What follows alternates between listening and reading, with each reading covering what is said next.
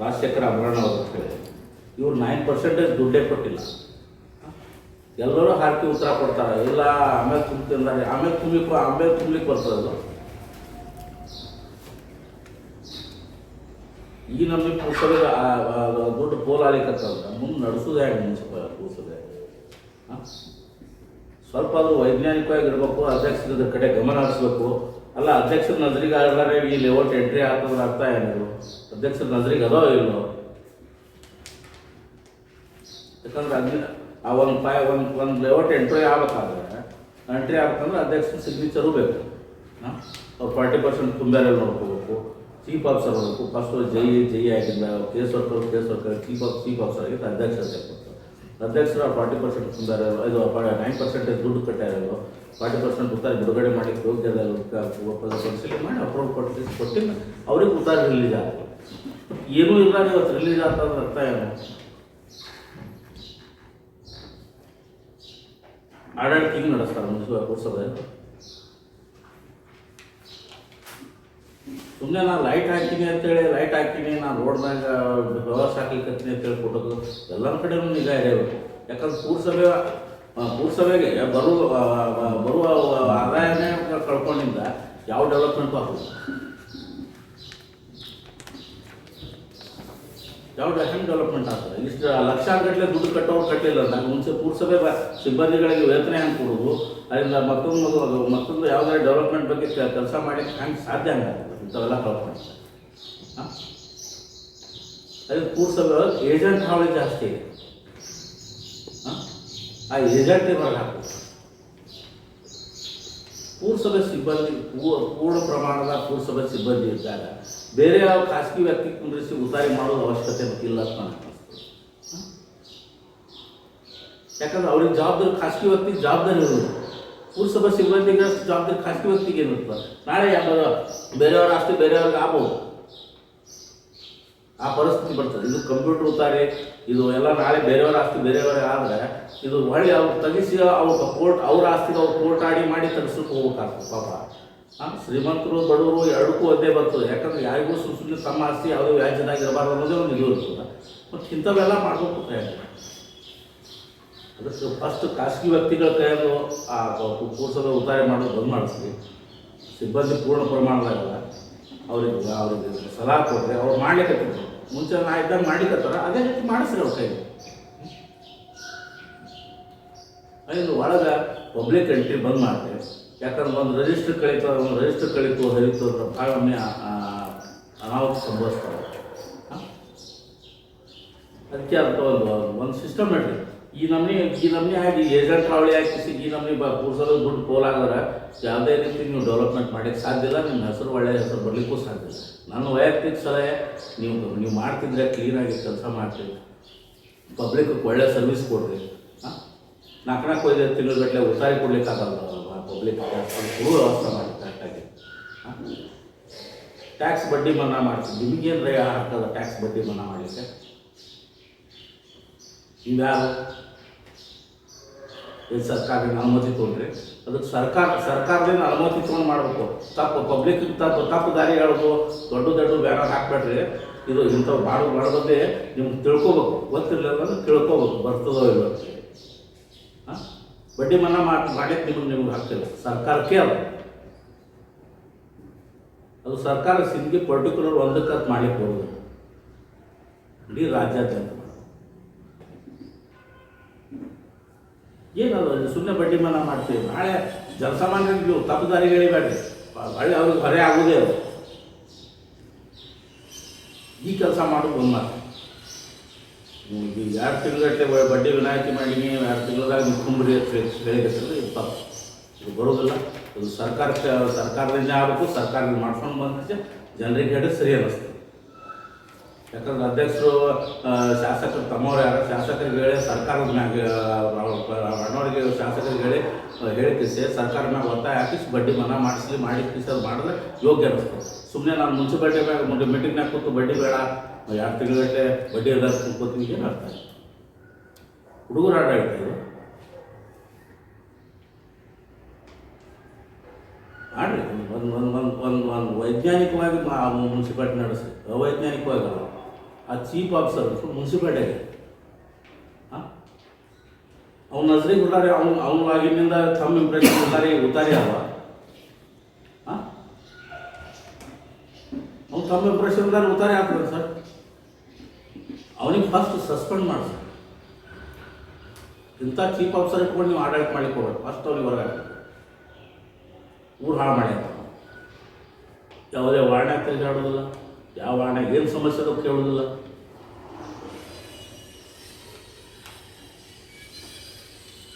First ಜನರಿಗೆ ಸ್ಪಂದಿಸ್ಬೇಕಂದ್ರೆ ನಾವು ಮೂಲಭೂತ ಸೌಕರ್ಯ, ಲೈಟು, ನೀರು, ಗಟರು, ಉತಾರಿ ಇವೆಲ್ಲ ಮೂಲಭೂತ ಇದೆ. ಮತ್ತು ಇವಕ್ಕೆಲ್ಲ ಕರೆಕ್ಟಾಗಿ ನಾವು ಕೊಡಲಿಲ್ಲ ಅಂದ್ರೆ ಏನು ಮಾಡಲಿಕ್ಕಾಗಲ್ಲ.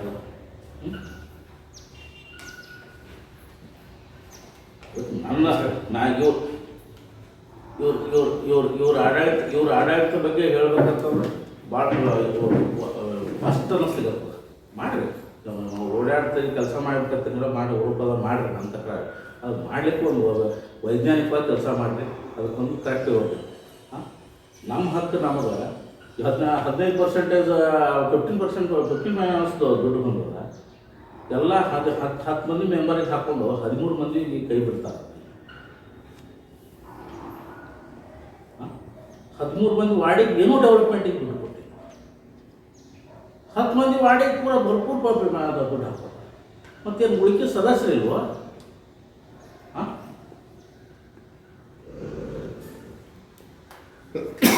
ಒಂದು 96 ಅದರೊಳಗೆ 23 ವಾರ್ಡಿಗೆ ಏನಾಗ್ತದೆ ಸರ್? 96 ಅದ್ರಾಗ 22.75 ವಾಟರ್ ಸಪ್ಲೈ ಎಲ್ಲರೂ ತೆಗೆದು ಇವತ್ತು 70 ಲಕ್ಷ ರೂಪಾಯಿ 70 ಲಕ್ಷ ರೂಪಾಯಿ ಉಳಿತು ಸರ್. ನನ್ನ ವೈಯಕ್ತಿಕ ಅಭಿಪ್ರಾಯ, ನೀವು ಏನೂ ಉಳಿಯೋದಲ್ಲ.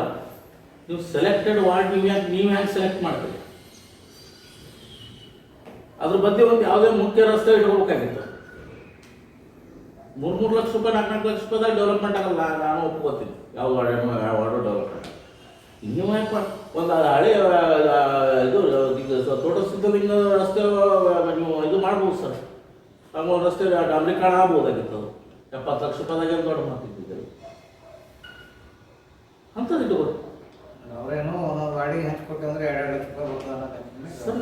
ಅದೇ ರೀ ನಿಮ್ಗೆ ಹಂಗೆ ತಾಸಲ್ಲ. ನೀವು ಊರಲ್ಲಿ ಮುಖ್ಯ ರಸ್ತೆಗಳೇ ಡೆವಲಪ್ಮೆಂಟ್ ಮಾಡಿರಲ್ಲ. ಮುಂದೆ ನಿಮ್ಮ ಶಾಸಕರಾದ ನಿಮ್ಮ ಮನವ್ರು ಯಾರು ವಾರ್ಡಿ ಡೆವಲಪ್ಮೆಂಟಿಗೆ ನೀವು ಬೇರೆ ಸಪ್ರೇಟ್ ತೊಗೊಂಬರ್ರಿ. ಎಲ್ಲ ಸದಸ್ಯರು ಒಪ್ಪಬೇಕಲ್ಬೇಕು. ವಾಪಸ್ಬೇಕ್ರಿ. ನಾನು 2 ಕೋಟಿ ರೂಪಾಯಿ ದುಡ್ಡು ಬಂದಿತ್ತು. ಯಾವುದಕ್ಕೂ ವಿಶೇಷ ಅನುದಾನ ಬಂದಿತ್ತು. 1 ಕೋಟಿ ರೂಪಾಯಿ ಶಾಸಕರ ತಹಸೀಲ್ದಾರ್ ಆಫೀಸ್ ತೊಗೊಂಡಾಗ 1 ಕೋಟಿ ರೂಪಾಯಿ ಆಯಿತು. ನಾನು ಎಲ್ಲರಿಗೂ ಮನವರಿಕೆ ಮಾಡಿದೆ, ಎಲ್ಲರಿಗೆ ಕನ್ವಿನ್ಸ್ ಮಾಡ್ತಿದ್ದೆ. ನಾನು ಅದು ಫ್ಲೇವರ್ಸ್ ಹಾಕಲಿಕ್ಕೆ ವಾಪಸ್ಬೇಕ್ರಿ. ಇಲ್ಲ ಮಾಡಿಸ್ರಿ, ಎಲ್ಲರಿಗೂ ಮಾಡಿರಿ. ಎಲ್ಲರಿಗೂ ಗೊತ್ತೊಳ್ರಿ. 3-4 ತಿಂಗಳದಾಗ ಎಲ್ಲರಿಗೂ ನಾನು ಒಬ್ಬ ಸದಸ್ಯ ಇದ್ದೀನಿ. ನನಗೂ ವಾರ್ಡ್ನಾಗ ಕೇಳಬೇಕಾಗ್ತದೆ. ನಾವು ಮಾಡೇಬೇಕಲ್ಲ ಕೆಲಸ. ನಮಗೆ ನೀವು ಅಲ್ಲಿ ನಿಮ್ಮ 4 ಮಂದಿ ವಾರ್ಡ್ನಾಗ ಮಾಡ್ಕೊಂಡಾಗ ನಮಗೆ ಜನ ಕೇಳೋರು ಇರ್ತಾರಲ್ಲ.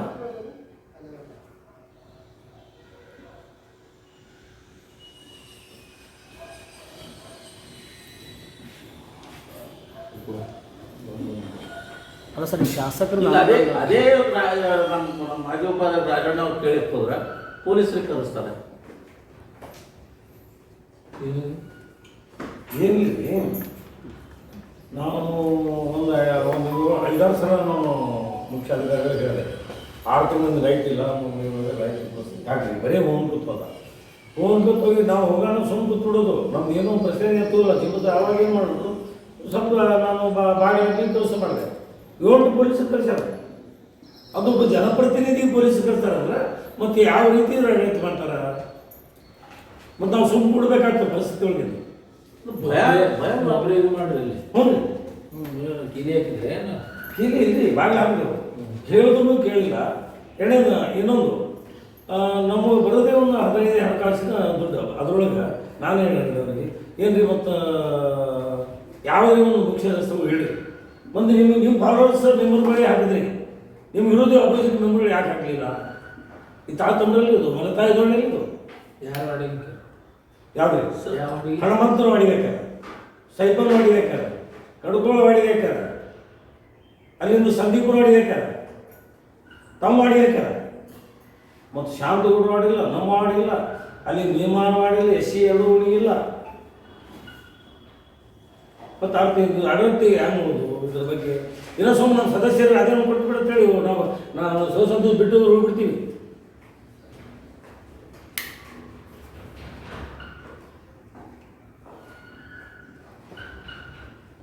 ಎರಡು ವಾರ್ಡಿಗೆ ಅವರು ಹೇಳಿದ್ರಿ ವಾರ್ಡ್ಗಳು ಹ್ಯಾಂಗೆ ಕೊಡೋದು 2 ಲಕ್ಷ ಬರ್ತದೆ ಏನು.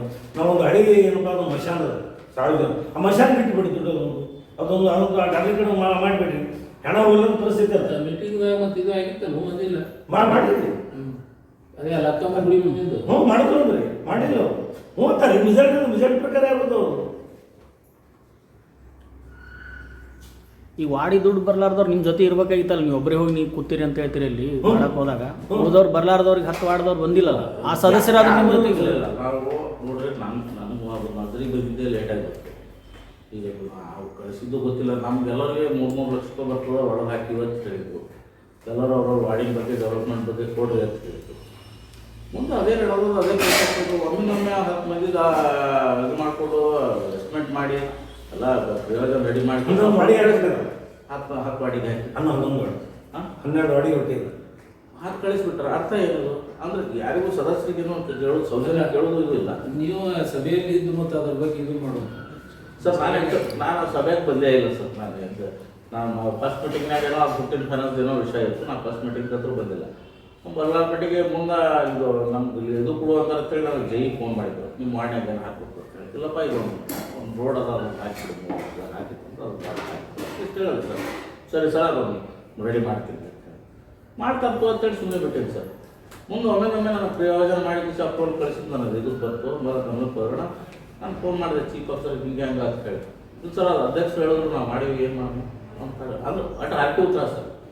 ನೀವು ಅದೇ ಕೇಳಿ ಪೊಲೀಸ್ರಿಗೆ ಕಳಿಸ್ತಾರೆ. ಅಂದರೆ ಪೊಲೀಸ್ರಿಗೆ ಕಳ್ಸೋದು ನಾವೇನು ಕೇಳೋದೇ ಬಿಟ್ಬಿಡ್ಬೇಕಂತ ಈಗ ಗೌಡ್ರನ್ನ ಬಿಟ್ಟು ಎಲ್ಲಾರ ರೀ ಅಲ್ಲೇ ಮೀಟಿಂಗ್ ಯಾವ ಅದು ಮಾಡ್ಬೋದು ನಾವು ಮಾಡಿಲ್ಲ ರೀ. ಅವ್ರು ಎಲ್ಲಾರ ರೀ ಒಬ್ರು ಕೇಳ್ತಾರಲ್ಲ ರೀ. ಅವ್ರು ಒತ್ತಿ ಬಿದ್ದಾರ ವೃತ್ತಾಗವರು ಅಥವಾ ನೀವು ಒಬ್ಬರೇ ಪ್ರಶ್ನೆ ಮಾಡಿರಿ ಮಾಡಲಿ ಯೂನಿಟ್ದಲ್ಲಿ ಮೆಜಾರಿಟಿ ಪ್ರಕಾರ ಹೋಗೋದಲ್ರಿ. ಏನಾದ್ರು ಕೊಡ್ತಾರೆ ಇದು ಅತ್ಯಾಗಿ ಆ ಕಡೆ ಹೇಗೆ ಅಂತಾರೆ. ಅದು ಏನೊಂದು ಸ್ಥಾಯಿ ಕಮಿಟಿ ಸಲಹೆ ಸ್ಥಾಯಿ ಕಮಿಟಿ ಪ್ರೊಸೀಜರ್ ಏನು ನೋಟಿಸ್ ತೆಗೆದು ಸದಸ್ಯರು ಮಾಡ್ತಾರೆ. ಅದಾದ್ರೂ ನಾವು ಆಡಳಿತ ಹೆಂಗೆ ಅದು ನಿಮ್ಗೆ ಸ್ಥಾಯಿ ಸಮಿತಿ ಕರಿಬೇಕಂದ್ರೆ ಮುಂಚೆ ಅಜೆಂಡಾದಾಗ ನಾವು ಇಟ್ಕೋಬೇಕು. ಸ್ಥಾಯಿ ಸಮಿತಿ ಮುಂದಿನ ಸಭೆಯಲ್ಲಿ ಚರ್ಚಿಸಿ ತಿರುವುದಿಲ್ಲ. ಮುಂದಿನ ಡೇಟ್ ಕೊಡ್ಬೇಕು. ಡೇಟ್ ಕೊಟ್ಟು ಆ ಡೇಟ್ ಕೊಟ್ಟು ಅಜೆಂಡಾ ತೆಗಿಬೇಕು.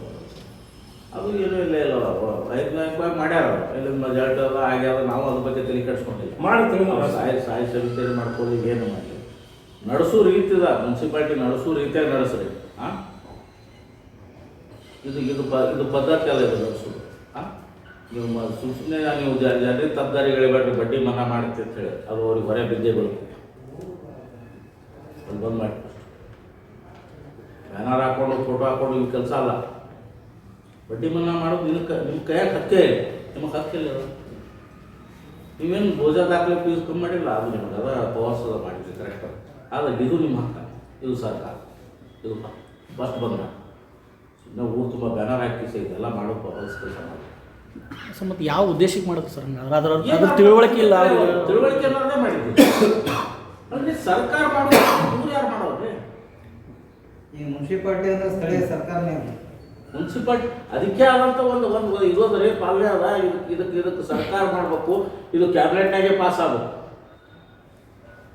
ಇದು ಮಾಡ್ಬೇಕಾಗ ಅವ್ರು ಪೂರ್ಣ ಪ್ರಮಾಣದ ಬಡ್ಡಿ ಮನ್ನಾ ಮಾಡಿದ ಇತಿಹಾಸ ಇಲ್ಲ. ಏನೋ ಒಂದು 5% 10% 5% 6% ಕಡಿಮೆ ಮಾಡ್ಬೋದು. ಅಲ್ಲಿ ತುಂಬಿಕೊಳ್ಳುತ್ತಾರೆ ತಪ್ಪು ಸರ್. ಅದು ಅವ್ರಿಗೆ ಅವ್ರ ಮತ ಅವ್ರ ಬಳಿ ತುಂಬಬೇಕು ಸರ್. ಇಲ್ಲ ಅವ್ರ ಏನು ಸಿಬ್ಬಂದಿನಾಗ ಇದು ಆಗ್ತದೆ ಸರ್. ನಾಳೆ ಅದಕ್ಕೆ ಭಾಳ ಪ್ರಾಬ್ಲಮ್ ಆಗ್ತದೆ ಸರ್. ಇದೇ ಕಾರಣಕ್ಕಲ್ಲಿ ಒಬ್ಬ ಸಿಬ್ಬಂದಿ ಇಲ್ಲ ಅಂತ ಹೇಳೋದು ಮಾತಿದೆ ಸರ್. ನಾವು ಅಂದ್ರೆ ಹಿಂಗೆ ಬಡ್ಡಿ ಮನ್ನಾ ಮಾಡಿ ಕಟ್ಟಕ್ಕಾಗಲ್ಲ. ಎಲ್ಲಿ ನಾಳೆ ನಮ್ಮ ತೆಲಿಗೆ ಬರ್ತದೆ ಅಂತೇಳಿ ಒಬ್ಬ ಸಿಬ್ಬಂದಿ ಕೆಲಸಕ್ಕೆ ಬರ್ತಾ ಇಲ್ಲ ಅಂತ ಬಿಟ್ಟ. ಮತ್ತು ಈಗ ಮಾಡಕತ್ತವ್ರ ಮೇಲೆ ನಾಳೆ ಏನಾದರೂ ಆಗ್ಬೋದು. 100% ಸರ್ ಆಗ್ಬೋದು. ಅದು ಸರ್ ವೈಜ್ಞಾನಿಕವಾಗಿ ಮಾಡ್ಬೇಕಲ್ಲ. ಈಗ ಸಿಬ್ಬಂದಿ ಈಗ ಇದು ಟರ್ಮ್ ಮಾಡ್ಯಾರ. ಇದು ಬಡ್ಡಿ ಮನ್ನಾ ಮಾಡ್ತೈತೆ ಟರ್ಮ್ ಮಾಡ್ಯಾರ. ನಿಮ್ಮ ಮೀಟಿಂಗ್ನಾಗ ಸಭೆದಾಗ ಟರ್ಮ್ ಕಾಪಿ ಕೊಡು ಅಂತ ಹೇಳಿ ಸರ್. ಟರ್ಮ್ ಬರ್ದಿಲ್ಲ ಸರ್. ಅದು ಟರ್ಮ್ ಬರೋದು ಸೋದಕ್ಕೆ ಅವ ಚೀಫ್ ಆಫೀಸರ್ ಒಪ್ಕೋಬಾರ್ದು. ಅವ ಚೀಫ್ ಆಫೀಸರ್ಗೆ ಏನು ಕಾಮನ್ ಸೆನ್ಸ್ ಇಲ್ಲ, ನನಗೆ ಅನಿಸೋ ಮಟ್ಟಿಗೆ ಅವನಿಗೇನು ನಾಲೆಜ್ ಇಲ್ಲ. ನಾಲೆಜ್ ಇದ್ರೂ ಎದುರು ಹಾಕೊಂಡು ಅವ ನೌಕರಿ ಮಾಡ್ಬೇಕಲ್ಲ. ಅಲ್ಲ ಮತ್ತೆ ಏನು ಅಲ್ಲ ಸರ್, ಈಗ ನಾನು ತಪ್ಪು ಮಾಡ್ಲಿಕ್ಕೆ ಅಂದ್ರೆ ನೀವು ಹೇಳೋದು ಸರ್ ಇದು ಬರೋದಿಲ್ಲ, ಹಿಂಗದ ಇದು ನಾವು ತಿಳಿಸಿ ಹೇಳೋದು ನಮಗೆ ಗೊತ್ತಿರಲ್ಲ, ಕೆಲವೊಂದು ನಮಗೂ ಗೊತ್ತಿರಲ್ಲ. ಮತ್ತು ನೀವು ಸರ್ವಿಸ್ ಮಾಡಿರಿ, ನೀವು 30-25 ವರ್ಷ ಸರ್ವಿಸ್ ಮಾಡಿರ್ಬೇಕು ಆಲ್ಮೋಸ್ಟ್ ಅವರು. ಅವ್ರು ತಿಳಿಸಿ ಹೇಳೋದು ಸರ್ ಇದು ಬರೋದಿಲ್ಲ, ಇದು ನಿಮ್ಗೆ ಹಕ್ಕಿಲ್ಲ, ಸರ್ಕಾರಕ್ಕದ ಅಂತೇಳಿ ಬಡ್ಡಿ ಮನ್ನಾ ಮಾಡೋದು ಹೇಳಿಕೊಳ್ರೆ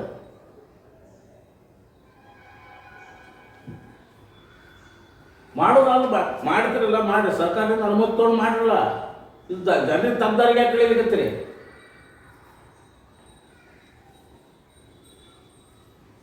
ಮತ್ತು ಹಂಗಾದ್ರೆ ಇದ್ರ ಹಿಂದಿನ ಉದ್ದೇಶ ಏನು ಸರ್? ಹಂಗೆ ದಿಢೀರಾಗಿ ಈ ಥರದ್ದು ನಾವು ಬಡ್ಡಿ ಮನ್ನಾ ಮಾಡ್ತೀವಿ ಅಂತ ಕಟ್ತೀವಿ ಅನ್ನೋವಂಥದ್ದು ಏನಾದರೂ ಏನು ನನಗೆ ತಿಳಿದಿಲ್ಲ ಸರ್, ಅವ್ರು ಯಾವ ಉದ್ದೇಶದಿಂದ ಮಾಡ್ಯಾರೋ ಏನು ಗೊತ್ತಿಲ್ಲ ನನಗೆ. ಏನು ಸುಮ್ಮನೆ ಒಮ್ಮೆ ಕೂಡಿಕರಣ ಆಗಲಿ ಪುರಸಭೆಗೆ ದುಡ್ಡು ಅಂತೇಳಿ ಏನು ವಿಚಾರ ಮಾಡ್ಯಾರೋ ಗೊತ್ತಿಲ್ಲ. ಆದರೆ ಇದು ಮಾತ್ರ ತಪ್ಪದ. ಇದು ಯಾರೋ ಇದು ಈ ನಮಗೆ ತುಂಬ ಇರಲಿ, ಇದು ಮತ್ತೆ ನಿಮ್ಗೆ ಬರೆಯಬೇಕು. ಅದು ಪುರಸಭೆ ಸಿಬ್ಬಂದಿಗೂ ಹೇಳ್ತೀನಿ, ಇದು ನಿಮಗೂ ಕೂತು ತರ್ತದೆ, ಇದು ಮಾಡಬೇಕು. ನಾಳೆ ಡಿ ಸಿ ಅವ್ರ ಹತ್ರ ಮನವಿ ಮಾಡ್ಕೊಳ್ಳಿಕ್ಕೆ ಹೊಂಟಿದ್ದೆ ಇದ್ರ ಬಗ್ಗೆ ಆಗಲಿ, ಈ ಬೋಗಸ್ 9% ಡೆವಲಪ್ಮೆಂಟ್ ದುಡ್ಡು ಕಟ್ಕೊಳ್ಳಾರೆ ಉತ್ತಾರಿ ಕೊಟ್ಟಿದ್ದಾರೆ ಬಗ್ಗೆ ನಾನು ಇದ್ರ ಬಗ್ಗೆ ಹೊಂಟಿದ್ದೆ. ಅಂದರೆ ಸರ್ ಒಂದು ಲೈಸೆನ್ಸ್ ತೊಗೋಬೇಕಂದ್ರೆ ಯಾವುದೇ ಒಂದು ಉತ್ತಾರಿ ಅದು ಆ ವರ್ಷದವ್ರು ಟ್ಯಾಕ್ಸ್ ಕಟ್ಟಲಿಲ್ಲ ಅಂದರೆ ಲೈಸೆನ್ಸೇ ಕೊಡೋದಿಲ್ಲ, ಅದ್ರದ್ದು ಕೊಡು ಅಂತ ಹೇಳ್ತಾರೆ. ಸೊ ಹಾಗಿರ್ಬೇಕಾದ್ರೆ ಒಂದು ಲೇಔಟ್ಗೆ ಒಂದು ಏನು ಕಟ್ಟಲಾರ್ದೇನೆ ಯಾವುದೇ ತಪ್ಪು ಮಾಡಿಲ್ಲ, ನಾನು ಟ್ಯಾಕ್ಸ್ ತುಂಬಲಾರೆ ಉತ್ತಾರಿ ಫೋನಿನ ಅಂತೇಳಿ ಒಂದು ದೊಡ್ಡ ಇಶ್ಯೂ ಮಾಡೋದು. ಇದು ಏನು ಸರ್ ಇವ್ರು ಆಡಾಡ್ತೀವಿ, ನಾನು ಆಡಾಡ್ತಾರೆ.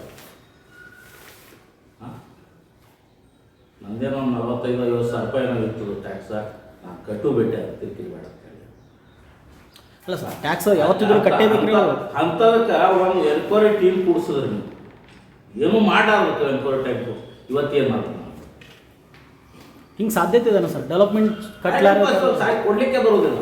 ಹೆಂಗಾಯ್ತು ಸರ್ ಅದೇ ಇವ್ರು ಯಾರಿಗೆ ಯಾವ ಉದ್ದೇಶ ಇರೋದು, ಇವ್ರು ಯಾರ್ಯಾರು ಏನೇನು ಮಾಡ್ಯಾರ ಯಾರಿಗೆ ಗೊತ್ತು. ದುಡ್ಡಿನ ಅವರು ಆಗಿರ್ಬೋದು, ಎಲ್ಲ ಏನೋ ಯಾವ ಬಿಡೆಗೆರೆ ಇದ್ರೂ ಇರ್ಬೋದು. ಆದರೆ ಇದು ಈಗ ಕೊಡ್ಲಿಕ್ಕೆ ಬರೋದು ಪುರಸಭೆ ಅಂದರೆ ಅದು ನಮ್ಮ ಮನೆ ಆಸ್ತಿ ಅಲ್ಲ, ಅದು ಸರ್ಕಾರಿ ಆಸ್ತಿ. ನಾವು ಏನೋ ಜನಪ್ರತಿನಿಧಿ, ನಾವೇನು ಯಾವ್ದ್ರಿಂದ ಕೆಲಸ ಮಾಡಬೇಕು, ಅದರಿಂದ ಮಂದಿಗೆ ಇದು ಮೂಲಭೂತ ಸೌಕರ್ಯ ಕೊಡಿಸ್ಬೇಕಂತ ಹೋದವ್ರು ನಾವು ಅದೇ ಕೊಡಬೇಕು. ನಮಗೆ ಕ್ರೋಢೀಕರಣ, ನಮಗೆ ಮೂರು ಕ್ರೋಢೀಕರಣ ಮಾಡ್ಕೋಬೇಕು, ಪುರಸಭೆಗೆ ದುಡ್ಡು ಹೊರಗೆ ಮಾಡ್ಕೊಂಡು ಜನರಿಗೆ ಡೆವಲಪ್ಮೆಂಟ್ ಕೊಡಬೇಕು. ನೀವು ಅದೇ ಕಳ್ಕೊಂಡು ಜನರಿಗೆ ಡೆವಲಪ್ಮೆಂಟ್ ಕೊಡ್ತೀವಿ.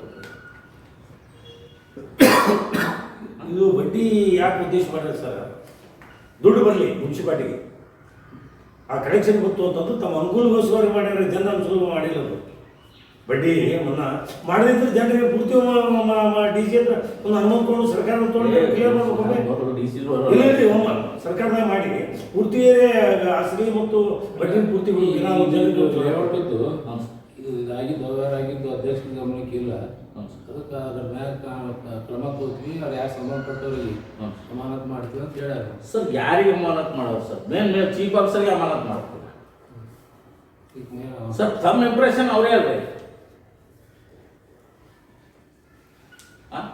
ಲಾಗಿನ್ ಯಾರಿಗೆ ಕೊಟ್ಟರು ಏನು ಲಾಗಿನ್ ನಮ್ಮ ಹತ್ರ ಆಗಿಲ್ರಿ ಮತ್ತವ್ರು ಮಾಡ್ತಾರ ಅಂತ ಹೇಳ್ತಾರೆ ಅವ್ರು ಸಿಬ್ಬಂದಿ. ನನ್ನ ಹತ್ರ ರೆಕಾರ್ಡಿಂಗ್ ಅದ ಫೋನ್ಯಾಗ. ತಮ್ಮ ಇಂಪ್ರೆಷನ್ ಚೀಫ್ ಆಫೀಸರ್ ಕೊಡ್ಲಾರ ಅಂತ ಉತ್ತಾರಿ ಆಗೋದೇ ಇಲ್ಲ. ಚೀಫ್ ಆಫೀಸರ್ ನಾವು ಸಸ್ಪೆಂಡ್ ಮಾಡೋದು ಸರ್. ಚೀಫ್ ಆಫೀಸರ್ ಆದ್ಮೇಲೆ ಅಧ್ಯಕ್ಷರ ಗಮನ ಇಲ್ಲ. ಈಗ ನೋಡ್ರಿ, ಒಂದು ಲೇಔಟ್ ಎಂಟ್ರಿ ಆಗ್ಬೇಕಾದ್ರೆ ಚೀಫ್ ಆಫೀಸರ್ ಗಮನಕ್ಕೂ ಬರ್ಬೇಕು. ಫಸ್ಟ್ ಒಂದು ಅಪ್ಲಿಕೇಶನ್ ಕೊಡ್ತಾರೆ, ಮುಂದೆ ಅದು ಬಂದು ಜೈವಿಕೆಗೆ ಬರ್ತದೆ, ಅವ ಎಸ್ಟಿಮೇಟ್ ಮಾಡ್ತಾನೆ. ಎಸ್ಟಿಮೇಟ್ ಪ್ರಕಾರ SR ತುಂಬಿಸ್ಬೇಕು. ಮುಂದೆ ಇಷ್ಟು 3 ಮಂದಿ ಅಪ್ರೂವ್ ಆಗಬೇಕು, RO RI ಚೀಫ್ ಆಫೀಸರ್. ಆಮೇಲೆ ಲಾಸ್ಟಿಗೆ ತುಂಬ ಅಧ್ಯಕ್ಷರು ಇರ್ತಾರೆ. ಇವು ಯಾವ ಆಗೇ ಇಲ್ಲ ಅಂದ್ರೆ ಅರ್ಥ ಇಲ್ಲ. ನನ್ನ ಗಮನಕ್ಕಿಲ್ಲ ಅರ್ಥ ಇಲ್ಲ. ಈಗ ಯಾರು ಗಮನಕ್ಕಿಲ್ಲ ಅಂದ್ರೆ ಚೀಫ್ ಆಫೀಸರ್ ಗಮನಕ್ಕೆ ಅಂದ್ರೆ ತಮ್ಮ ಇಂಪ್ರೆಷನ್ ಕೊಟ್ಟಾಗ ಉತ್ತಾರೆ ಯಾಕಂದ್ರೆ ಚೀಫ್ ಆಫೀಸರ್ ಮೇಲೆ ಕಳ್ಳ ಆಗ್ತದೆ.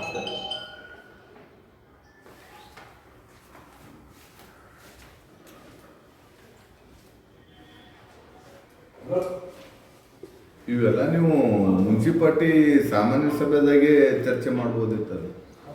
ಮುನ್ಸಿಪಾಲ್ಟಿ ಸಾಮಾನ್ಯ ಸಭೆ ಚರ್ಚೆ ಮಾಡಿದ್ರಾಗ ಇವರೆಲ್ಲ ಪ್ರಾಪರ್ಟಿ ಆಸ್ತಿಗಳು ಉತ್ತಾರಿಕೊಂಡು ಯಾಕಂದ್ರ ಅಲ್ಲ, ನಾ ಏನು ಹೇಳ್ತೀನಿ, ಇದು 5ನೇ ತಾರೀಕಿಗೆ ಆಗಿದ್ದೆ ಉತ್ತಾರೆ.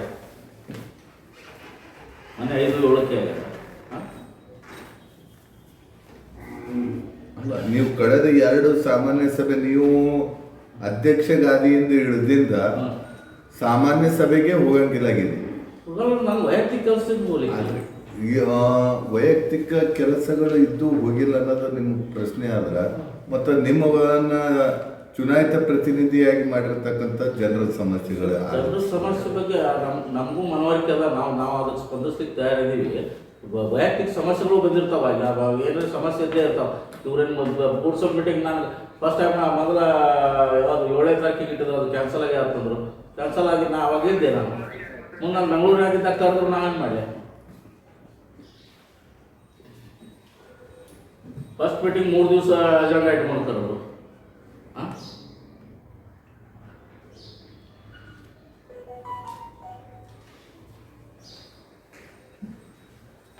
ಇಲ್ಲಿವರೆಗೂ ಬಜೆಟ್ ಮೀಟಿಂಗ್ ಮಾಡಿಲ್ಲ. ಇವತ್ತಿಗೂ ಬಜೆಟ್ ಮೀಟಿಂಗ್ ಇಲ್ಲ ಸರ್. ಜೂನಕ್ಕೆ ಆ್ಯಕ್ಚುಲಿ ಸರ್ಕಾರ ಕೊಟ್ಟಿದ್ದು ಮುಗಿತು. ಬಜೆಟ್ ಮೀಟಿಂಗ್ ಮಾಡಬೇಕು ಬೇಡ ಸರ್? ಸರ್ಕಾರ ಜೂನ್ ತನಕ ಇತ್ತು ಆದೇಶ. ಬಜೆಟ್ ಮೀಟಿಂಗ್ ಮಾಡ್ಬೇಕು ಸರ್. ಆ್ಯಕ್ಚುಲಿ ಎಲ್ಲ ವ್ಯವಹಾರ ಬಂದ್ ಮಾಡ್ಬೇಕು ನಾವು.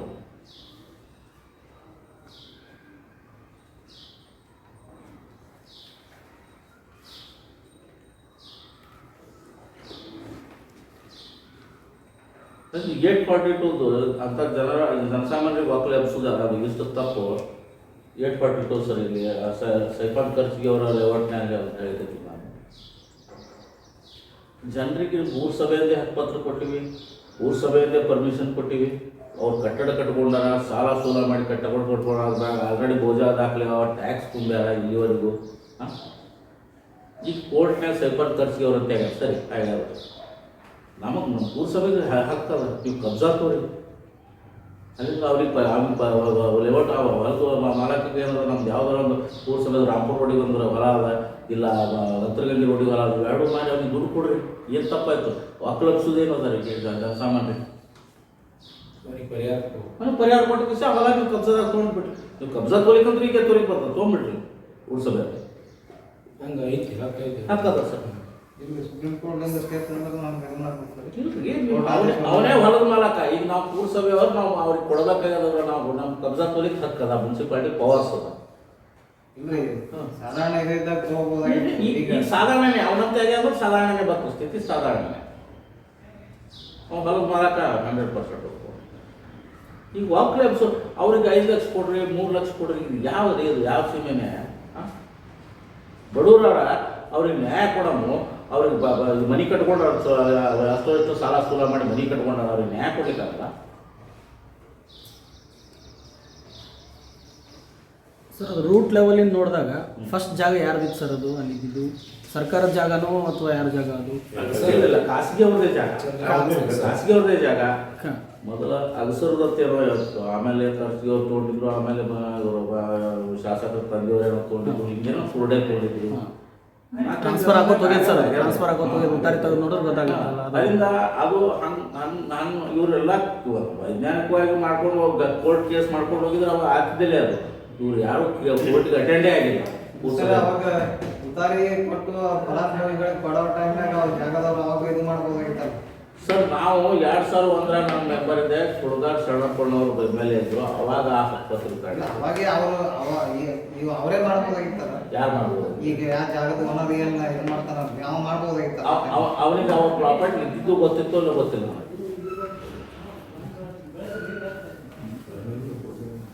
ಬೇರೆಯವ್ರಿಂದಾನೇ ಅದು ಹಸ್ತಾಂತರ ಆಗಿದೆ ಸರ್.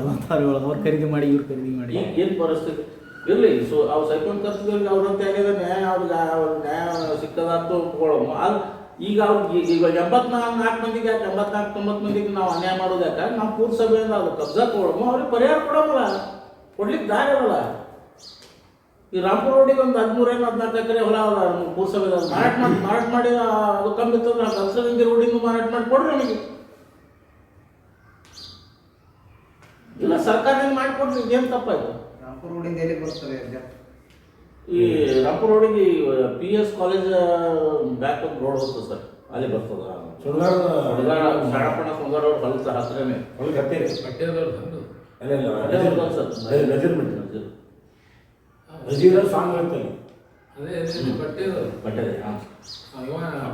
ಮಾಡಿದ್ದೆ. ಹಾಂ ಅಂತ ಅವು ಮಾಡಿ ಕೆಲಸ ಕೊಟ್ಟರೆ ಏನು ತಪ್ಪದ ಸುಮ್ಮನೆ ಅವ್ರಿಗೆ ಪಾಪ ಹೋಗ್ಲಪ್ಸೋದ ಅವು ಪೂರಾ ಬಯಲಾಗ ದಿನ ಬಯಲಾಗ ಮನೆ ನಾವು ಕಳಿಬೇಕಾಗ್ಯದ.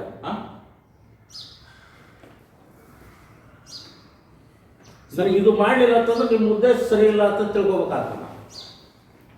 ನೀವು ಆಡಳಿತ ಮಾಡೋದ್ರ ಉದ್ದೇಶ ಸರಿ ಇಲ್ಲ ಅಂತ ತಿಳ್ಕೊಬೇಕಾಗ್ತದೆ. ಯಾಕಂದ್ರೆ 84 ಮಂದಿ ಬಯಲಾಗಿಡೋಕ್ಕಿಂತ ನೀವು ಏನದ ಅವ್ರಿಗೆ ನ್ಯಾಯ ಕೊಡ್ರಿ. ಅಲ್ರಿ ಈ ಸತ ಮತ್ತು ಅವ್ರಿಗೆ 3.5 ಲಕ್ಷ 5 ಲಕ್ಷ ರೂಪಾಯಿ ಅಮೌಂಟ್ ಕಟ್ಟಿಸ್ಬೇಕು ಅಂತಕ್ಕಂಥದ್ದು ಯಾವ ದೇಶನಾಗ ಯಾರು ಹೇಳ್ತಾರೋ ಗೊತ್ತಿಲ್ಲ. ಅದೇನು 3.5 ಲಕ್ಷ ಇದೇನು ಇದಾಗಿಲ್ಲಲ್ಲ, ಅಧಿಕೃತವಾಗಿ ಎಲ್ಲಿ ಇಲ್ಲಲ್ಲ. ನನಗದು ಕೇಳಿ ನಾವು ಹೊರಗಿನ ಸಂದಾಯ ಕೇಳಿ ಸರ್, ನಾನು ಕೇಳೀನಿ. ನಾ ಶಾಸಕರಿಗೆ ಇದು ಮಾತು ಹೇಳೋದು ಅವ್ರಿಗೆ ಅಂತ ಸರಿ ಅನ್ಸಲ್ಲ. 3 ಲಕ್ಷ 5 ಲಕ್ಷ ಕೊಡ್ರಿ ಅಂತ ಹೇಳೋದು ತಪ್ಪು ಅನಿಸ್ತದೆ ನನಗೆ. ಯಾಕಂದ್ರೆ ಶಾಸಕರಾಗಿ ಹಿಂಗೆ ಹೇಳಿದ್ರೆ ಏನು ಅರ್ಥನೇ ಇಲ್ಲ.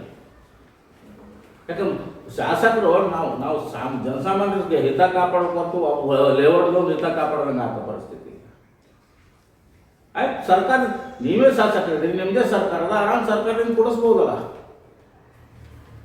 ಸರ್ಕಾರದಿಂದ ಕೊಡಿಸ್ರಿ, ಇಲ್ಲ ಮುನ್ಸಿಪಾಲ್ಟಿ ಕಬ್ಜಾ ತೋರಿ ಕೇಳ್ರಿ, ಆರ್ಡರ್ ಮಾಡ್ರಿ, ಚೀಫ್ ಆಫೀಸರ್ ಕೇಳ್ರಿ, ಕಬ್ಜಾ ತೋರಿ ಪ್ರಾಪರ್ಟಿ ಮಾಡಿಕೊಡ್ರಿ ಹೇಳಿಕತ್ತಂದ. ಅದು ಅದಲ್ಲ ನಮ್ಮ ಮತ್ತೆ ಪ್ರಯೋಜನ ಅದಲ್ಲ.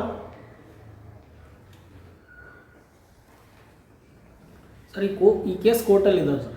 ಕೋರ್ಟಲ್ಲಿ ಇದ್ದ ಸಂಬಂಧದಲ್ಲಿ ಆಡಳಿತದಲ್ಲಿ ಇದ್ದಂಥ ಅಧ್ಯಕ್ಷರುಗಳಾದ್ರ ಗಮನಕ್ಕಂತೂ ಇದ್ದೇ ಇರ್ತದೆ ಸರ್. ಇಂಥ ಒಂದು ಸರ್ವೆ ಕೋರ್ಟಲ್ಲಿ ಆಗ್ತದೆ ಅಂತೇಳಿ ಅದಕ್ಕೆ ಸಂಬಂಧಪಟ್ಟಂಥ ವಕೀಲರನ್ನು ನೇಮಕ ಮಾಡಿರ್ತಾರೆ ಪುರಸಭೆಯಿಂದ. ಅವರಲ್ಲಿ ಹೋಗಿ ಅಟೆಂಡ್ ಆಗ್ತದವ್ರು ಇಲ್ಲೋ, ಕೇಸ್ ನಮ್ಮಂತೆ ಆಗ್ತದಲ್ಲ, ಏನದ ಅಲ್ಲಿ ಕ್ರಿಟಿಕಲ್ ಕಂಡೀಷನ್ಸ್ ಯಾರು ಗಮನ ಹರಿಸ್ತೀವಿ. ತಾವು ಸಹ ಒಂದ್ಸತಿ ಅಧ್ಯಕ್ಷ ಲೀಗಲ್ ಅಡ್ವೈಸರ್ಗಳು ಬದಲಿ ಗಮನ ಹರಿಸಿಲ್ಲ. ಮುಂದೆ ಇಲ್ಲಿ ಅವ್ರಿಗೆ ಎಲ್ಲಿ ಹೋದ್ರು ಎಕ್ಸ್ಪರ್ಟೆಡ್ ಡಿಸಿಷನ್ ಆಗ್ಯಾವ. ಆ್ಯಕ್ಚುಲಿ ಸುಪ್ರೀಂ ಕೋರ್ಟ್ನಾಗ ಅದೇ ಪರಿಸ್ಥಿತಿ.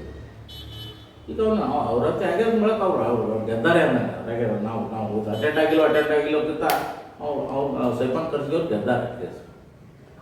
ಸರ್ ಅಟೆಂಡ್ ಯಾಕೆ ಆಗಿಲ್ಲ ಅನ್ನೋದು ಬೇಕಲ್ಲ ಸರ್. ಬರೀ ಎಲ್ಲರೂ ಅಧಿಕಾರ ಸಲುವಾಗಿ ಸರ್. ಈಗ ವಾರ್ಡ್ ಹೇಳ್ತೀರಿ 5 ವರ್ಷದಲ್ಲಿ 3 ಸತಿ ಚೇಂಜ್ ಆಗ್ತಾರೆ ಸರ್. ಇಲ್ಲಿ 5 ಸೊ ಇದ್ರ ಸಲುವಾಗಿನೇ ಊರು ಬಿಟ್ಟು ಹೋಗ್ಬಿಡ್ತಾರೆ ಎಲ್ಲರೂ. 2 ತಿಂಗಳು 3 ತಿಂಗಳು ಹೋಗ್ತಾರೆ. ಹಂಗಿದ್ದಾಗ ವಾರ್ಡ್ ಸಮಸ್ಯೆನೂ ಮಾಡೋಂಗಿಲ್ಲ. ಈ ಥರ ಕೇಸ್ ನಡೀತಾವ ಅನ್ನೋದೇ ಗೊತ್ತಿರಲ್ಲ. ಅಧಿಕಾರಕ್ಕೆ ಹೋದಾಗ ಈಗ ಸಫರ್ ಆಗ್ತಾ ಇರೋರು ಅಲ್ಟಿಮೇಟ್ ಆಗಿ ಪಬ್ಲಿಕ್ ಎಲ್ಲ ಇದ್ದ ಅಧ್ಯಕ್ಷರು ಹಾಗೂ ಮುಖ್ಯಾಧಿಕಾರಿ ಇದ್ರ ಬಗ್ಗೆ ಯಾವಾಗಲೂ ಕೋರ್ಟು ಕಚೇರಿ ಬಗ್ಗೆ ಗಮನ ಹರಿಸೋದಿರ್ಬೇಕು. ಯಾರಿಗೂ ಇಲ್ಲ, ಯಾರು ಹಿಂದೂ ಮಾಡಿಲ್ಲ ಮುಂದೂ ಮಾಡಿಲ್ಲ. ಸಿಂದಗಿ ಪುರಸಭೆ ಹೆಂಗಿದೆ ಅಧ್ಯಕ್ಷರು ಹೆಂಗೆ ಚೇಂಜ್ ಆಗ್ತಾರೆ, ಹಂಗೆ ಚೀಫ್ ಆಫೀಸರ್ ಚೇಂಜ್ ಆಕೋತೆ ಬಂದಾರೆ ಸರ್. ಇದೇ ಪೀರಿಯಡಲ್ಲಿ 2-3 ಹೋಗೋದು ಚೀಫ್ ಆಫೀಸರ್ ಹೋಗಿ ಬಂದಾರೆ. ಅವ್ರು ಬಂದು ಚೀಫ್ ಆಫೀಸರ್ ಈ ಕೇಸ್ ನಡೆಯಕತ್ತಾನೆ ಸರಿಯಾಗಿ ಗೊತ್ತಿರೋದಿಲ್ಲ. ನಡ್ಲಿಕ್ಕಂತೂ ಗಮನಕ್ಕೆ ಬಂದೇ ಬರ್ತದೆ 100 ನಮ್ಮ ಲೀಗಲ್ ಅಡ್ವೈಸರಿ ಅಲ್ಲಿ ಇರಲಿಲ್ಲ ಅಂದ್ರೆ ಇವ್ರಿಗೆ ಏನು ಬರ್ತಾರೆ. ಲೀಗಲ್ ಅಡ್ವೈಸ್ ಅದರಿಂದ ಇವ್ರಿಗೆ ಅವ್ರ ಬಗ್ಗೆ ಗಮನ ಕೊಡೋದಿಲ್ಲ, ಊರ ಬಗ್ಗೆ ಗಮನ ಕೊಡೋದಿಲ್ಲ ರೀ. ಇವ್ರ ಗಮನನೇ ಬೇರೆ ಕಡೆ ಸರ್. ಅಡ್ಮಿನಿಸ್ಟ್ರೇಷನ್ ಲ್ಯಾಬ್ಸ್ ಅನ್ನ ಪಬ್ಲಿಕ್ ಮೇಲೆ ಹಾಕ್ದಂಗಲ್ಲ ಸರ್ ಇದು. ಈಗ ಬಿ ಖಾತಾ ಬರೀ ಬಿ ಖಾತಾ ಬೇಕಂತಾರೆ. ಬಿ ಖಾತಾ ದುಡ್ಡು ಜಮಾನೆ ಆಗೋದು ಪುರುಷರು, ಬೇರೆಯವ್ರ ಕಿಸೆ ಸೇರಿದೆ. ಬಿ ಖಾತಾ ಸರ್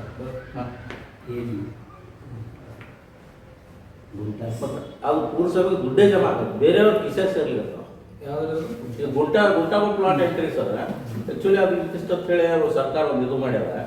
ಪುರಸಭೆಗೆ ಅದು ಸಂದಾಯನೇ ಆಗುತ್ತೆ. ಖಾಸಗಿ ವ್ಯಕ್ತಿ ಮನ್ಯಾಗ ಕೂತ್ ಅವೆಲ್ಲ ಆಗ್ತಾವ ಒಂದು ಅರ್ಥ ಇದೆ. ಈ ಗುಂಟಾ ಪ್ಲಾಟ್ ಎಂಟ್ರಿ ಮಾಡ್ಲಿಕ್ಕೆ ಬರಾಗಿರುತ್ತದ ಇಲ್ಲ ಸರ್, ಸರ್ಕಾರ ಒಂದು ಆದೇಶ ಮಾಡ್ಯಾರ ಸರ್. ಖರೀದಿ ಆಗಿದ್ದು ಅದು ಅಂಥವು ಮಾಡ್ಬೇಕಂತ ಮಾಡ್ಯಾರ ಸರ್. ಸಪ್ರೇಟ್ ರಿಜಿಸ್ಟರ್ ಆಗ್ತದೆ. ಅಲ್ಲಿಂದ ಅದಕ್ಕೆಲ್ಲ ಟ್ಯಾಕ್ಸ್ ತುಂಬ್ಕೋಬೋದು, ಅದೆಲ್ಲ ಮಾಡ್ಬೋದು, ಮೂಲಭೂತ ಸೌಕರ್ಯ ಎಲ್ಲ ಕೊಡ್ಬೋದು.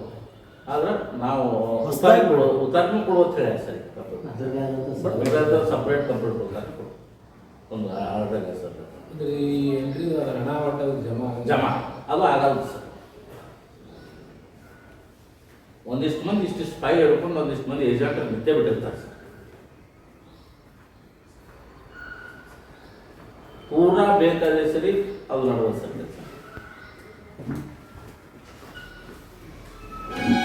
ಅದು ಟ್ಯಾಕ್ಸ್ ಮನ್ನಾದು ಅಂತ ಹೇಳಿದ್ರಿ. ಮತ್ತು ಸದಸ್ಯರು ಅದ್ರ ಬಗ್ಗೆ ಪ್ರಸ್ತಾಪ ಮಾಡ್ತಾರೆ ಅಂದ್ರೆ ಸಭೆ ಒಳಗಡೆ ಹೋದವ್ರು ಎಲ್ಲರೂ ಅದಕ್ಕೆ ಸಮ್ಮತಿ ಸೂಚಿಸ್ತಾರೆ. ಹಂಗಾದ್ರೆ ಅವ್ರಿಗೂ ಗಮನಕ್ಕಿರಲಿಲ್ಲ, ಸದಸ್ಯರಿಗೂ ಗಮನಕ್ಕಿರಲಿಲ್ಲ. ಅದು ಗಮನಕ್ಕೆ ಅವ್ರಿಗೆ ಇಲ್ಲೋ ಇವಾಗ ನನಗೆ ಗೊತ್ತಿಲ್ಲ. ನನ್ನ ಗಮನಕ್ಕೆ ಇದ್ದಿದ್ದು ಅದು ಅದು ಅದು ಏನಾದ್ರು ಮಾಡಕ್ಕೆ ಬರೋದು ನಮಗೆ ಹಾಕ್ತಿಲ್ಲ. ಅದು ಸರ್ಕಾರಕ್ಕೆ ಇರೋದು, ಸರ್ಕಾರದಿಂದ ಮಾಡ್ಕೊಂಡು ಬಂದೇ ಮಾಡೋದು. ಈಗ ಅವ್ರು ರಾಜಣ್ಣ ಅವ್ರು ಹೇಳೋರು ದುಡ್ಡು ಅವ್ರು ತಗೊಳ್ಳೋ ಸಲುವಾಗಿ ಅದು ಮಾಡ್ಯಾರ ಜನರಿಗೆ ಆಗಲ್ಲ ಅಂತ. ಅದ್ರ ಅರ್ಥ ಹೆಂಗೆ ಜನರಿಗೆ ಮಿಸ್ಗೈಡ್ ಮಾಡಲ್ಲ. ದುಡ್ಡು ಕಲೆಕ್ಷನ್ ಒಂದ್ಸಲ ಮಾಡಿ ಅದು ಮುಂದೆ ಏನಕ್ಕೆ ಯಾರು ಕಲೆಕ್ಷನ್ ಮಾಡ್ಕೋತಾರ ಅಂತ ಯಾರು ಸದಸ್ಯರು ಕಲೆಕ್ಷನ್ ಮಾಡಿದ್ರು ಅಂತ ತಮ್ಮ ಮೆಂಬರ್ ಅನುಕೂಲ, ಅಧ್ಯಕ್ಷರಿಗೆ ಅನುಕೂಲ, ಎಲ್ಲರಿಗೂ ಮೆಂಬರ್ ಅನುಕೂಲ. ದುಡ್ಡು ಅಲ್ಲಿ ಜಮಾ ತೆಗೆದಿರ್ತಾರೆ, ಇನ್ನ ಚೆಕ್ ಅನೌನ್ಸ್ ಪಾಸ್ ಆಗ್ತಾವ್ರಿ ಜನರಲ್ ಫಂಡ್ದೊಳಗೆ. ಇನ್ನು ಏನು ಕ್ಯಾಶ್ ಜಮಾ ಮಾಡ್ತೀರಿ, ಬ್ಯಾಂಕಿಗೆ ಹೋಗಿದ್ದು ಮೊದಲು ಚೆಕ್ ಪಾಸ್ ಆಗಿರ್ತಾವೆ ಒಂದೊಂದು ವಾರಕ್ಕೆ.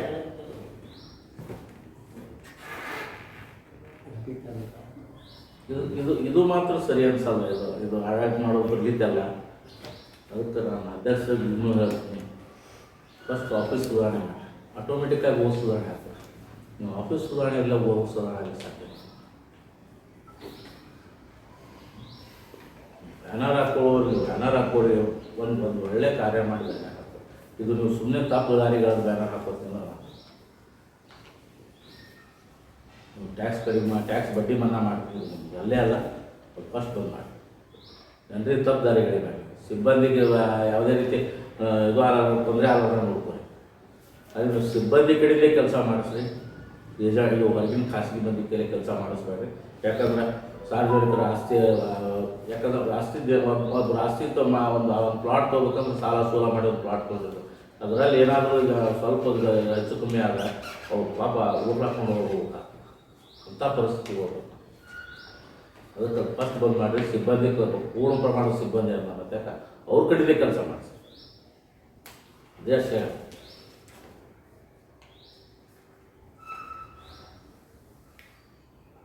ಆಶ್ರಯ ಮನೆಗಳು ಆಶ್ರಯ ಮೀಟಿಂಗ್ ನಾವಿದ್ದಾಗಂತೂ ಆಶ್ರಯ ಮೀಟಿಂಗ್ ಶಾಸಕರು ಮಾಡಲೇ ಇಲ್ಲ ಸರ್.